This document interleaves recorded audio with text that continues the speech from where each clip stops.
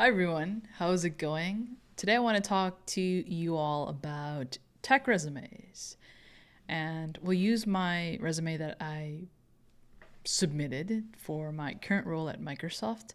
And we'll go through my cover letter as well and sort of my, I guess, opinion and my one line answer when people ask me, do cover letters matter? And yeah, overall, just going through some I guess, tips that I have, being in the tech industry for a few years now, and things that I've learned and feedback that I've gotten on my resume. And yeah, with all that being said, hi, I'm GPS, and welcome to another video. Alrighty, so this is the resume that I used to apply to my Microsoft gig. There was actually two changes. Obviously, I didn't have my Microsoft employment history here, and I had a certification section down here somewhere, and I also had my help desk gig and my retail role in here as well. The reason that we're zoomed out here is because I want y'all to see the length of my resume. It is a page, just about page long. If I sort of cut down this to be a little bit more concise and straightforward, which I haven't done, I only put this together for this example video. I'd probably cut down on more of it. The reason I recommend, and most people actually recommend, that you have or as short as possible resume is that recruiters or people who look at resumes will take a glance for perhaps, I don't know, tops a minute. I think it's something like 20 seconds or something like that, not even. So when they get your resume originally, they're only skimming it. So if someone's only skimming your resume, wouldn't it make sense for you to provide them something that they know that if they spent a couple of minutes, they'd be able to consume it in its entirety instead of seeing something with like multiple pages? Okay, the next tip I have is the format. So there are a bunch of resume templates out there, really super cool and fancy designs. And yes, mine looks extremely boring, and I could probably do with a little bit more of design.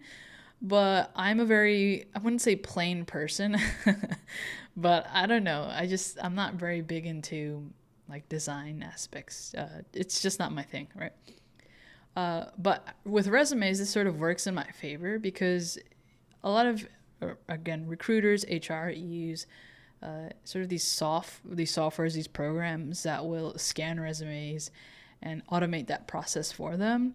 And if you have a lot of fancy formatting in them, designs and stuff like that, or if you use something like an image instead of text, it's going to be hard for these automated services to scan the information on your resume.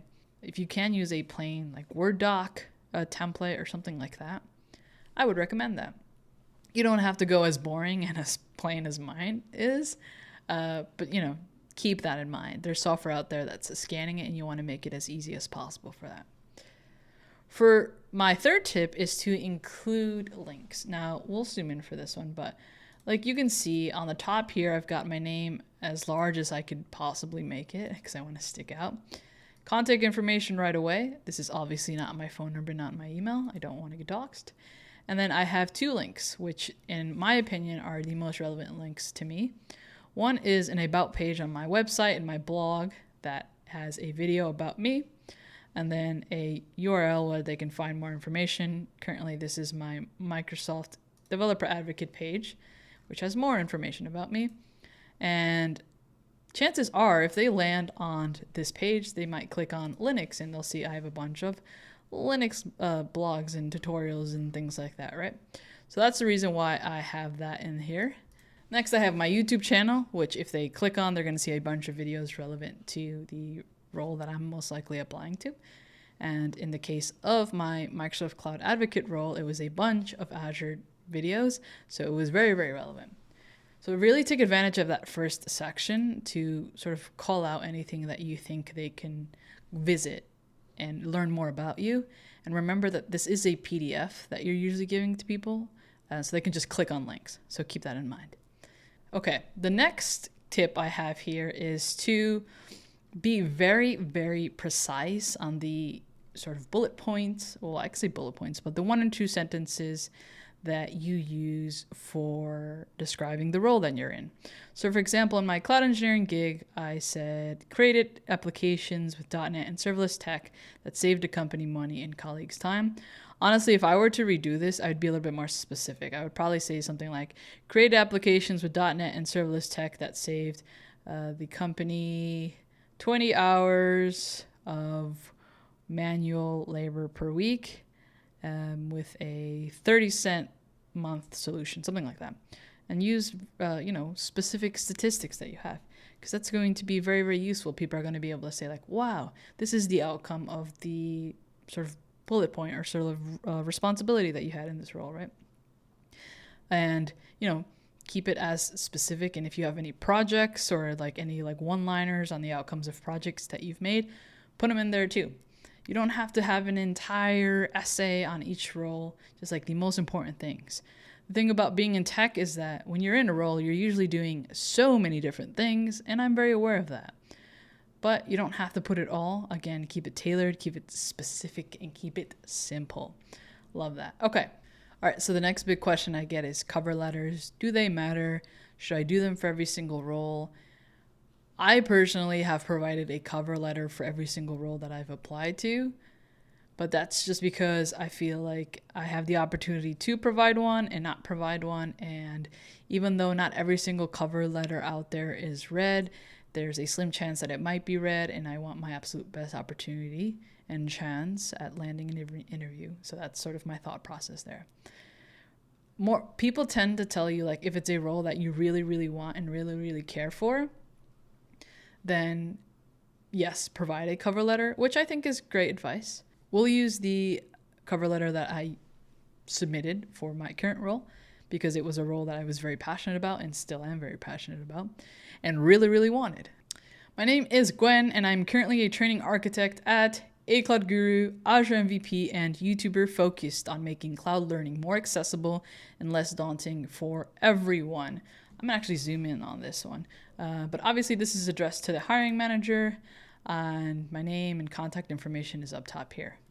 So right off the bat, the introduction, or I guess that first sentence, is something that I thought would be very impactful when reading and very appropriate for the role, because if you're not familiar with advocacy, it's all about educating about whatever thing you're advocating on, right? So my one-liners here: making cloud learning more accessible and less daunting for everyone. Then a little bit of background on me. I started my tech career as a help desk analyst. The infrastructure team introduced me to AWS, and since then the cloud learning hasn't stopped. It's opened opportunities for my family and me. Now my mission is to introduce more of my community to the cloud.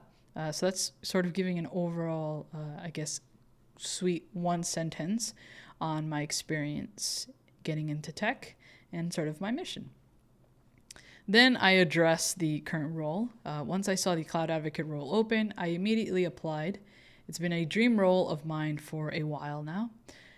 I know a few advocates on the team, and they have been instrumental to my career growth and becoming an Azure MVP, and I'd like to be the same for others.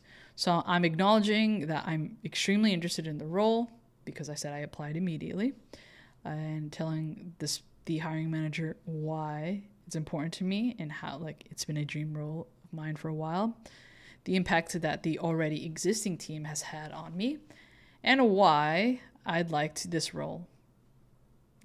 Why I think I'd be a great fit for it, because I'd like to be the same for others. What do I mean by this? Provide career growth and being instrumental to other people's careers, right? I'd like to help Microsoft continue to educate the community and further diversity in the tech space as a cloud advocate, and hope to hear from you soon. So I guess if my one-line summary as to why I want to be a cloud advocate would be that last line here: sincerely, myself, right? So that's my cover letter. And as you all know, I was very, very passionate about this role. And I think it's pretty easy to tell that that's what my mindset was and my goal from reading this. And even though every cover letter isn't read, there is a possibility that it could be. So why not put your absolute best if it's something that you're very passionate and really want to land on, right? So essentially, those are my resume tips and tricks and things that I've picked up on with applying to several roles in tech in these past 6 or 7 years, something like that. One last thing I can share is LinkedIn. So the only real LinkedIn tips I have is make sure, obviously, you have a clear name here, not a nickname, and a clear picture of your face. If you want to have a nice background, go ahead.